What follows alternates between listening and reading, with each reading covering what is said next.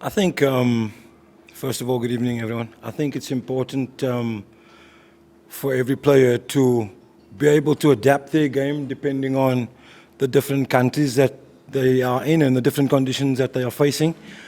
And then obviously adapt their skill set to what they're facing in the current conditions. Obviously, he came off a disappointing test in the first test match, but I think he showed great character. I think a little bit clearer in his game plan, a bit more clarity, understanding his scoring opportunities or his scoring strokes, and then obviously strong in defence. So credit to him. I think the important thing is that from a South African point of view, with so much time left in the game, I don't think there's run rate is that important. So he's got time on his hands to take his time. Thanks. Just please do keep your cell phones on silent. Second, how has Tristan been coping with being moved up and down the order in his last few tests? And speaking of game plans, what was his game plan for this match in which he returned to the number 3 spot? Yeah, as I said, I think there's been obviously we want to be strong, and the players, all our batters want to test their defence against quality spin attack from Pakistan. But at the same time, it's important to have clarity on what your scoring options will be and when they present themselves. Which ones are your preferred scoring opportunities for rotation of strike plus boundaries, and just having a little bit more clarity with that. I suppose in any country where you play, you need a bit of fortune as well. Sometimes the ball can spin sharply. You're hoping that when it spins sharply, it beats the outside edge. But credit to him, he's been pretty solid in defence, and he's been quite positive in terms of his footwork, back and forth using the crease. And when he wanted to hit the ball in the air, was commitment in that for taking the aggressive option. So he's gone pretty well, and I'm sure he'll rest well tonight and try and be ready to go again tomorrow. And then just the first part of that question, just how's he been coping with being moved up and down the order? Just one moment. Please, guys, do keep your cell phones on silent. Thank you very much. Yeah, I think he sort of sees it as a great opportunity to be able to go in at number 3 in these conditions. We've always seen him as a player who's got a pretty decent game against spin, and so the opportunity to move up the order, I think, is a great opportunity for him, and he's grabbed it with both hands. We've seen the stats in his different batting positions. He's got a pretty good average at number 3. So he kind of likes it in that position. But whether he continues in that position, obviously, in the future, it will be determined by where we play, conditions that we face, etc. And then lastly, before I open up to the floor, there's a twofold question. Tony has been very successful in the subcontinent. Is there room to adopt an approach that the number 3 changes depending on the conditions? So, for example, Tony in the sub, Vian, and or someone else outside the sub. And then second to that is what makes Tony so strong here in the subcontinent other than the sweep shot? I think the number 3 position, I think as a batting group probably would fluctuate in terms of where we are playing or which countries we are playing. Vian Mulder has been in that position in the recent past and done reasonably well under different conditions. When we come to the subcontinent, we obviously, just like in the bowling department, equally with the batting department, we have to marry people in terms of horses for courses. Tony is a really good player of spin. He sweeps well, reverse sweeps well, uses his feet well.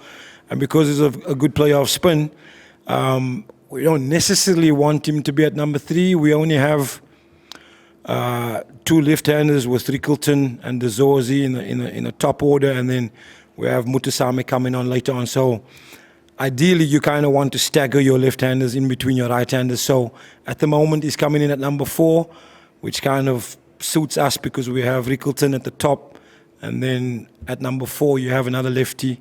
And then we have Mutusame coming in later. So we've got the left-handers kind of staggered in the lineup, which helps us with the balance.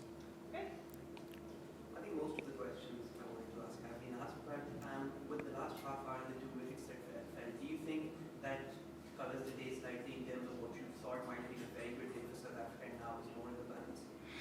Yeah, the last 2 wickets is not ideal.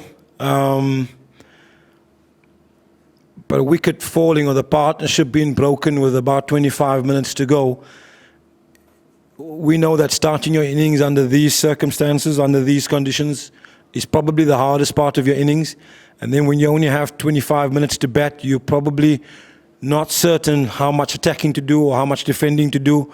A guy like Brevis would, in his whole first-class career, not have had to bat in those circumstances many times in his career. And then under these types of conditions, you know, it's quite a challenge. So it's not ideal that we lost the 2 wickets, but I'd still say a pretty good day for us. Do you think in terms of the scoring rate and the way South Africa approached the innings today, do you think it will be more of the same tomorrow, or will South Africa maybe try and get these runs a little bit quicker? Well, I don't think with 3 days to go it's necessary to go a lot quicker. I think the important thing is for every batsman who goes out there to find his natural rhythm of play. I think what we try and emphasize is rhythm of play, finding your tempo without, out there in the middle, and marrying strong defence with good scoring opportunities. I think it's important for all of them to know where their singles are, to understand which kind of boundary options they may be looking at. But as far as time is concerned, I don't think there's any rush with 3 days to go. The Pakistani spinners have been really accurate today, the 3 of them, as the ball starting to keep low as well.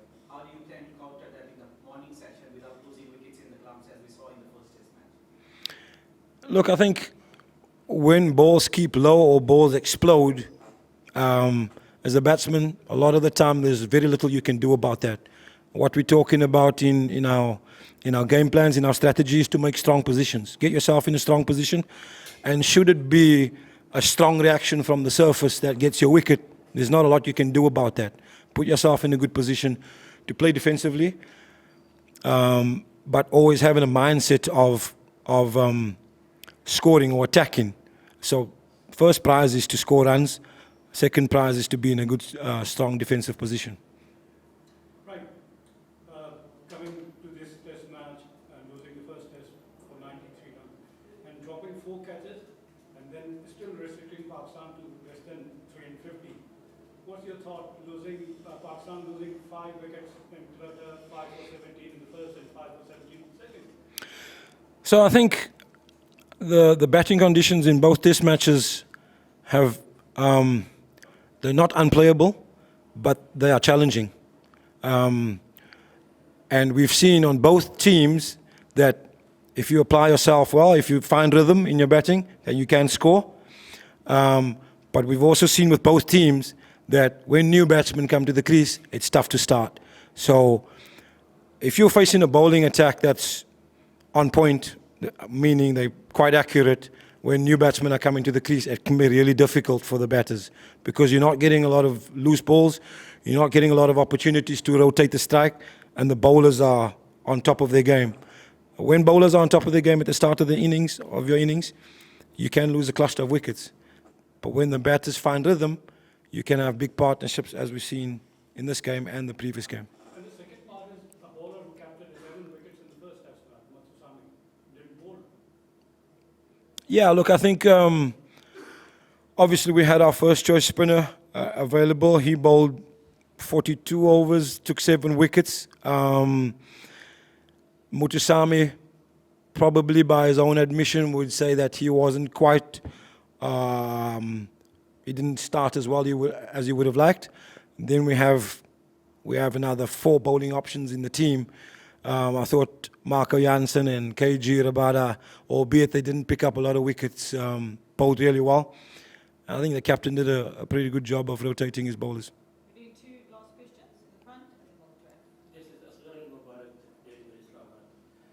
We observed that the behavior of the pitch is before the lunch is different and after.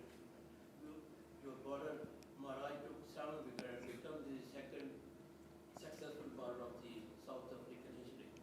The next day, the third day, will be similar like the first day and Pakistan second day. What is the planning from the bank?